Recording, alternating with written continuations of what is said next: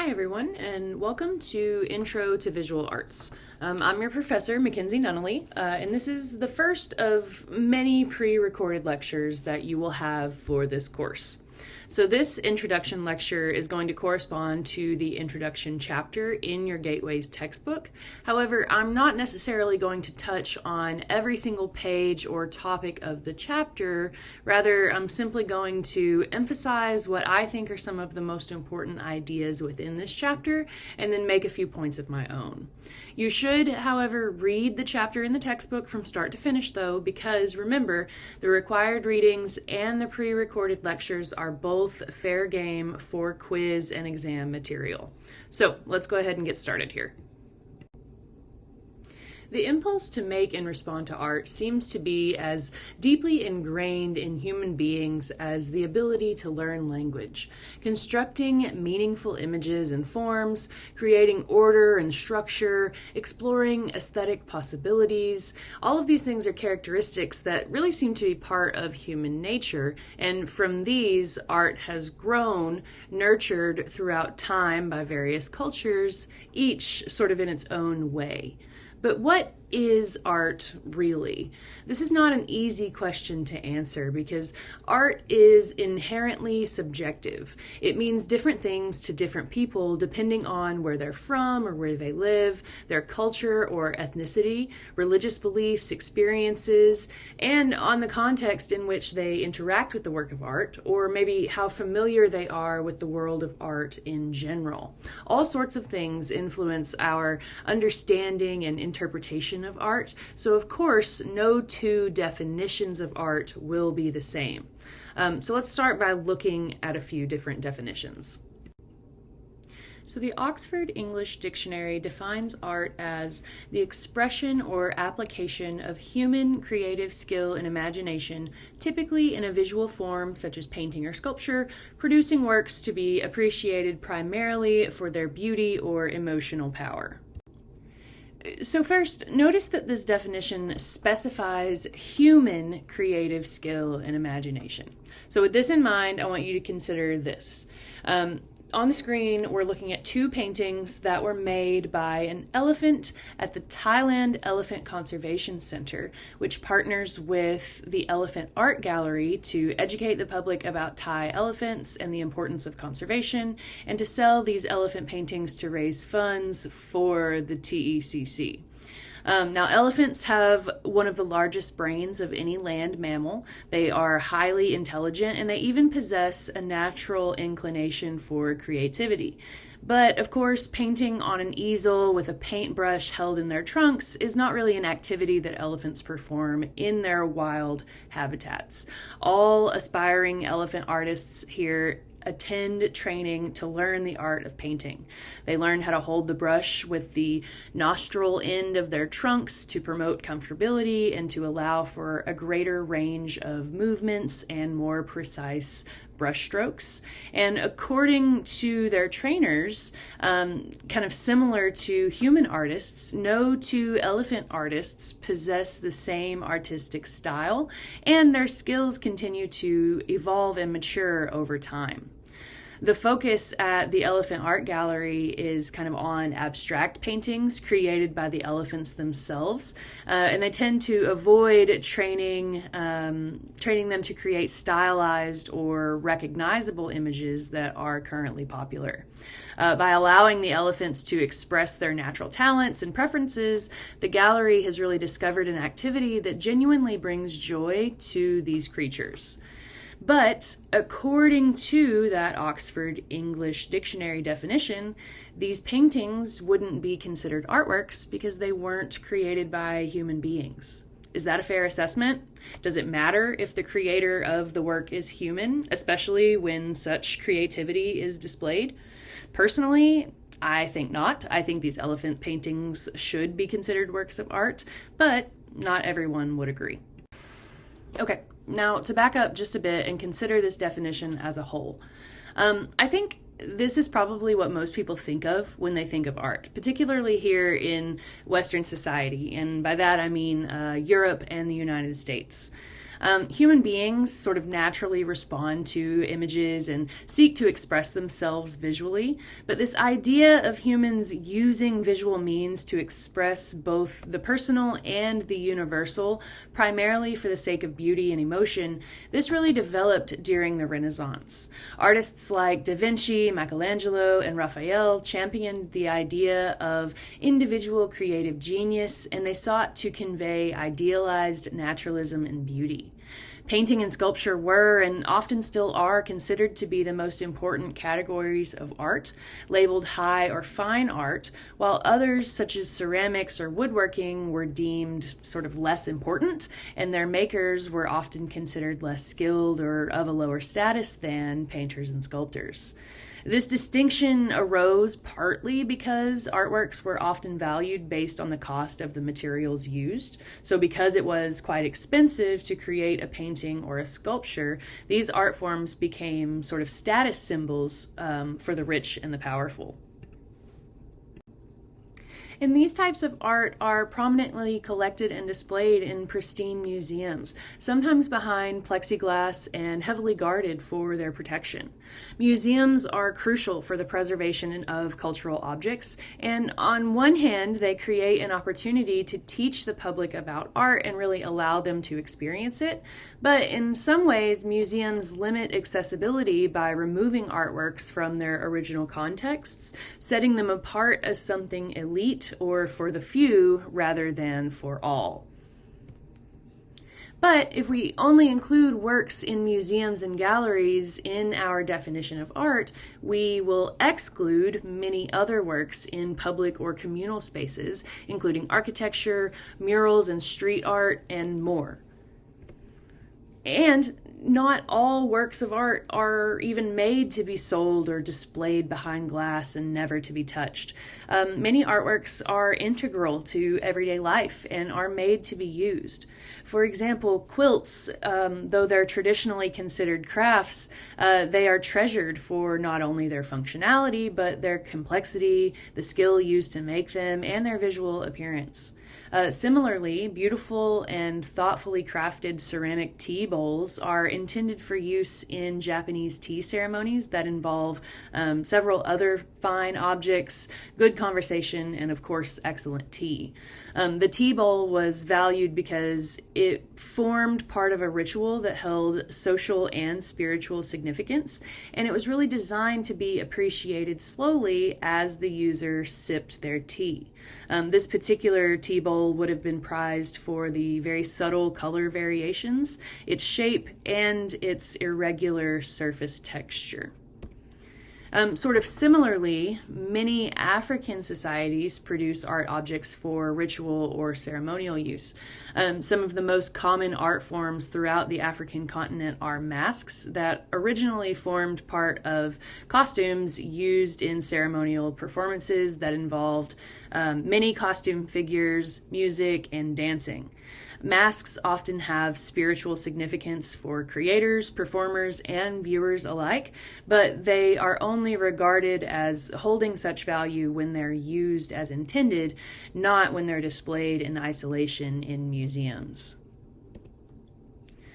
Here's another dictionary definition of art, and this one is a little bit different. This one comes from the Random House Dictionary, which says that art is the quality, production, expression, or realm of what is beautiful or of more than ordinary significance.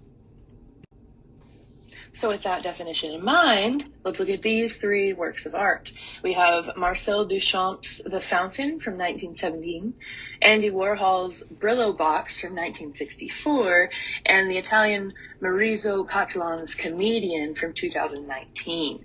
So we have what is essentially a porcelain urinal turned up on its side and presented as a work of art. We have a replica of a cardboard box that contained Brillo soap pads that were sold in grocery stores across America.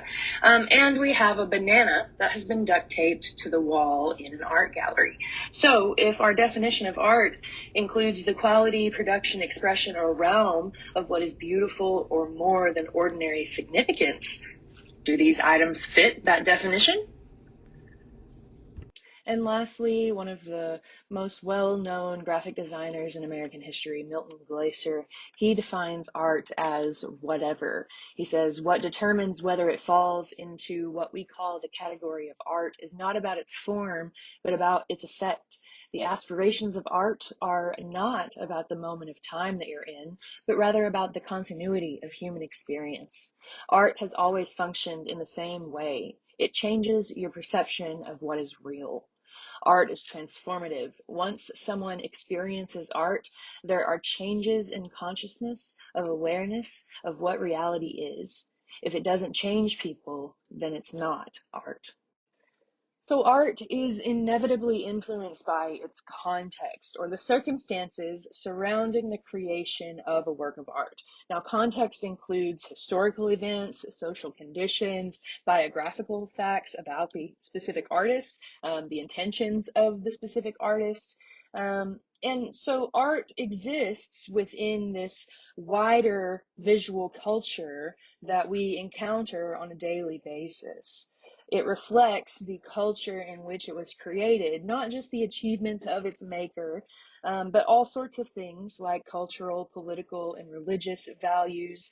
And these determine what or who gets included in the definitions of art or artist. But regardless of cultural and historical contexts, art makers fulfill similar roles. They create places that are used for various human purposes. They create extraordinary versions of ordinary objects. They record and commemorate. Artists are truly keepers of history and of culture. They create images and works that are meant to remind us of the past. They also give tangible form to the intangible or the unknown. They can portray visibly that which can only be imagined, or they can give tangible form to feelings and ideas. Ultimately, artists and art makers give us new perspectives and really help us to see the world in new ways. So why should we study and learn to discuss art? Well, because our interpretations of works of art will inevitably differ from other people's according to our perceptions, beliefs, and ideas. We learn to see, we learn to experience new sensations and ideas that expand our horizons beyond our daily lives through the study and discussion of art.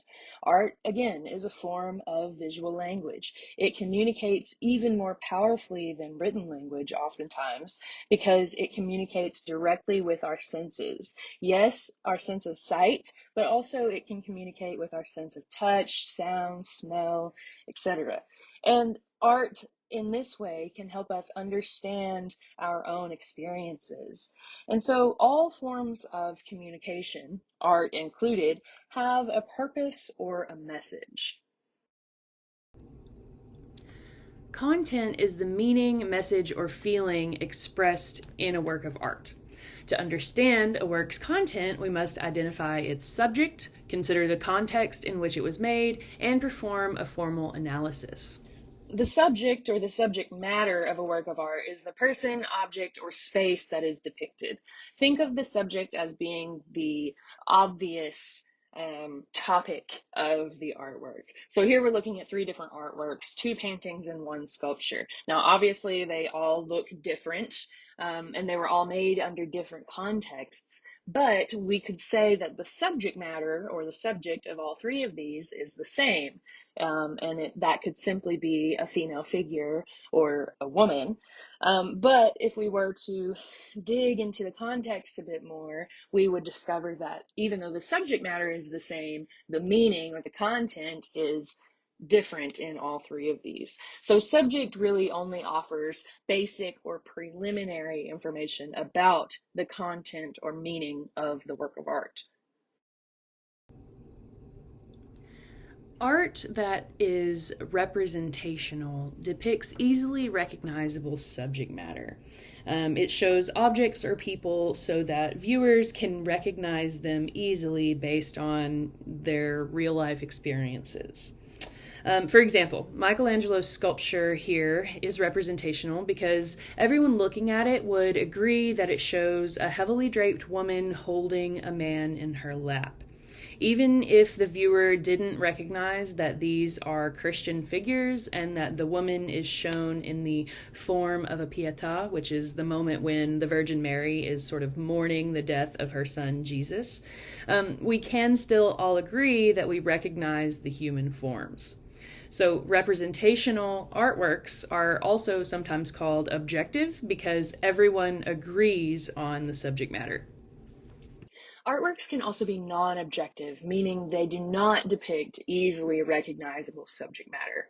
In fact, non-objective artworks deliberately depict non-recognizable objects or subjects. They don't give us things that we might see in the world around us every day.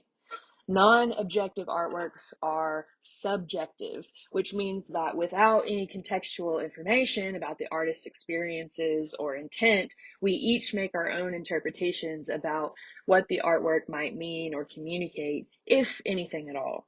Now, non-objective is not necessarily the same as non-representational, because just because these works of art are not easily recognizable as forms, they still technically represent something, maybe an idea, an emotion, a certain event, various things.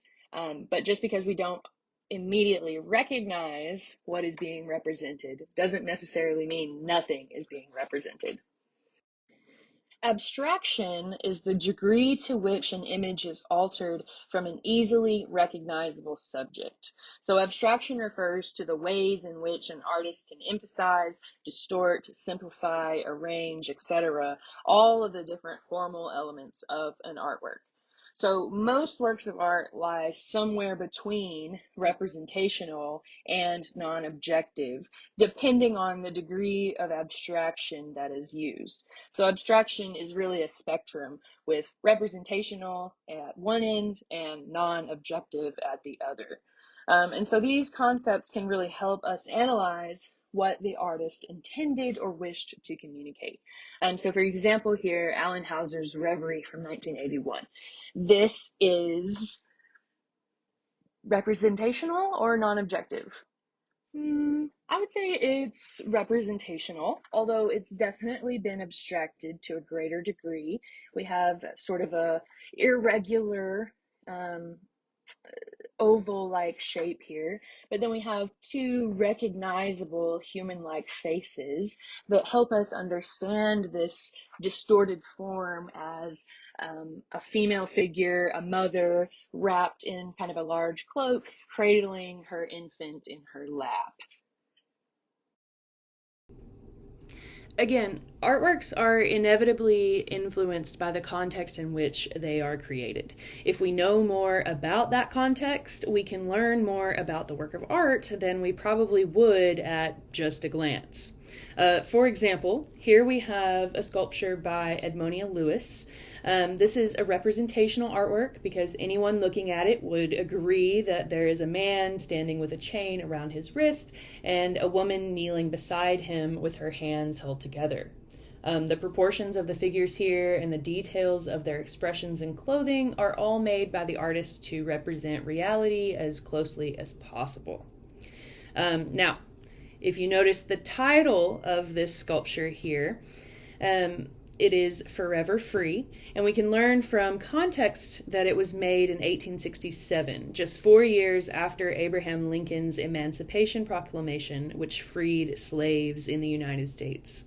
We can then better understand that this work expresses a sense of extraordinary relief felt by two recently freed slaves, as well as a sense of hope for the future. Context really helps to enrich our understanding of the artwork. Now, non-objective works can be a little bit more tricky to understand, and so the context can be even more important. So this work by the artist Eva Hesse is simply untitled, though sometimes it is referred to as her rope piece because it is made of rope. But It was made in 1969, 1970, and this is certainly a non-objective artwork. It does not present us with a recognizable image or form. But let's talk about the context. So Eva Hesse, she was born in Germany, and she was barely able to escape the country before the Holocaust. Now, most of her artworks are meant to be evocative and full of personal history and meaning. Here, she has tied knots into long lengths of rope and then dipped those into liquid latex and hung them to dry. Now, she made this work not long after being diagnosed with a brain tumor, which she actually died from later the same year, so later in 1970. And so the elements of her works have often been seen as relating to parts of the human body. Here, perhaps intestines, or maybe veins. And then the latex as a material, when it dries, it feels like human skin. And over time, it deteriorates just as the human body deteriorates. Now, this particular work, each and every time it is installed, it looks slightly different. The ropes fall in different ways. The shapes are slightly different. The piece sort of seems to morph or shrink and expand, evolve with each installation, sort of like it's a living thing. And so Eva Hesse has described this work as representing the chaos of life and death. And so knowing that she was born in Germany and escaped just before the Holocaust and experienced all of that chaos and violence, and then knowing about her own health and her diagnosis with a brain tumor, and how she's interested in how the human body sort of changes and grows and decays. I think all of that information helps us to make sense of this non-objective work of art. So once more, art is a form of visual language. And so just like a verbal language is communicated through vocabulary and grammar, visual artists rely on visual vocabulary and rules, which are sort of similar to grammar, to create their compositions or their works of art. And so we call these vocab and grammar the elements and principles of art. So the elements are the basic vocabulary of how artists create their works of art.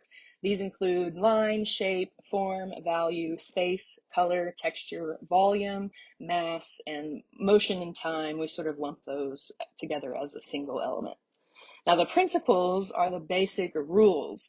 These are sort of similar to grammatical rules, and they help artists to determine how to effectively implement or organize the formal elements within their composition or the artwork as a whole. So the principles include balance, contrast, emphasis, focal point, pattern, proportion, rhythm, scale, unity, and variety. So the principles are the rules that explain how an artist combines or organizes the elements or the vocabulary. You can also think of the elements as being the ingredients, and the principles are the recipe or the way in which those ingredients are combined to create a whole. And so artists utilize the elements and principles in various ways to communicate their ideas, their emotions, to create certain sensations within the viewer, or to convey social or political convictions visually. Any work of art, regardless of its form or the culture from which it came, can be discussed in terms of the visual elements and principles of design, in which, through a process that is called a visual or a formal analysis. And so we will talk about how to perform a visual or formal analysis, and then you will do a couple of those throughout this course. So overall, my goals for this course are to introduce students to the fundamental vocabulary, materials, processes, histories, concepts, and themes of visual art.